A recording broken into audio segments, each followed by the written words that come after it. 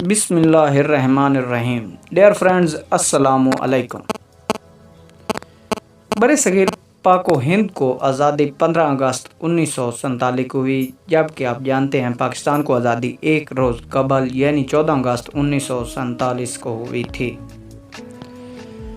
اگرچہ اقتدار کی منتقلی کراچی کی ایک تقریب میں پہلے ہی ہو چکی تھی، مگر پاکستان کے ریڈیو اسٹیشن رات 11:50 تک یہی اعلان کرتے رہے تھے کہ یہ آل انڈیا ریڈیو ہے،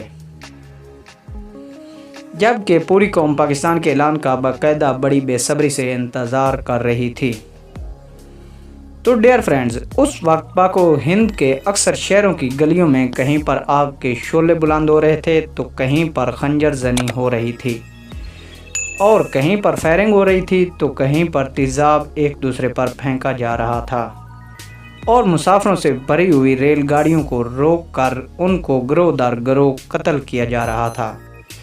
یعنی اس وقت ہجرت کرنے والے مسافروں کی جان، مال اور عزت خطرے سے دوچار تھی، حالات بہت خراب تھے۔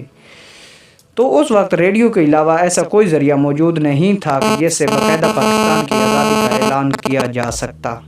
اور دوستو، اس وقت پاکستان میں صرف 2 ریڈیو اسٹیشن تھے، ایک لاہور میں اور دوسرا پشاور میں۔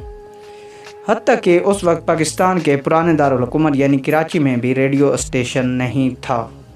اس وقت مصطفیٰ علی ہمدانی ریڈیو پاکستان کے پہلے اناؤنسر تھے۔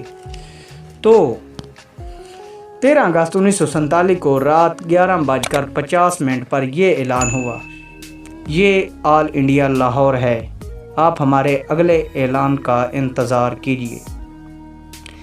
اس کے ٹھیک 15 منٹ بعد یعنی 14 اگست 1947 وقت 12:05 پر یہ اعلان ہوا، یہ ریڈیو پاکستان ہے اور آپ کو پاکستان مبارک ہو۔ اور ریڈیو پاکستان کی اپنی عبوری دھن ہوا کے دوش پر لہرانے لگی۔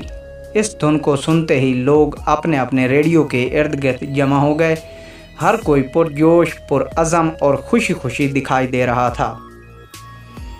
ریڈیو پر نشریات کی ہندی سے اردو میں تبدیلی ایک بہت بڑا واقعہ تھا کہ لوگ جذباتی ہو گئے اور خوشی سے ایک دوسرے سے گلے ملنے لگے اور پاکستان کی مبارکباد دینے لگے۔ بعد لوگوں نے ریڈیو اسٹیشن پر فون کر کے مبارکبادیں پیش کیں، اور ناظرین، اس کے بعد قرأت میں قرآن مجید کی سورہ فتح کی آیات کی تلاوت ہونے لگی، اور تلاوت کے بعد علامہ محمد اقبال کی ایک نظم قوالی کی صورت میں پیش کی گئی۔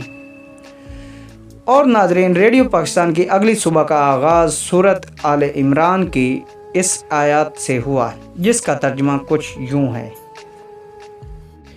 اے اللہ، بادشاہی کے مالک، تو جس کو چاہے بادشاہی دے اور جس سے چاہے بادشاہی چھین لے، اور جس کو چاہے عزت دے اور جس کو چاہے ذلیل کرے۔ ہر طرح کی بلائی تیرے ہی ہاتھ میں ہے، اور بے شک تو ہر چیز پر قادر ہے۔ تلاوت قرآن پاک کے بعد انگلش میں خبریں پیش کی گئیں، اور اس کے بعد اردو میں نشریات کا سلسلہ شروع ہونے لگا۔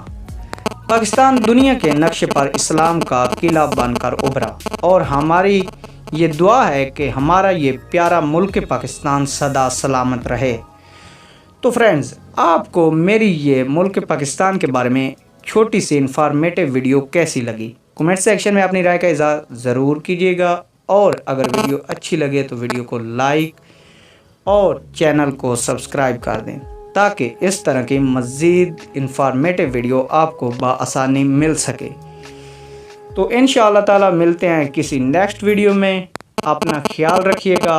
اللہ حافظ۔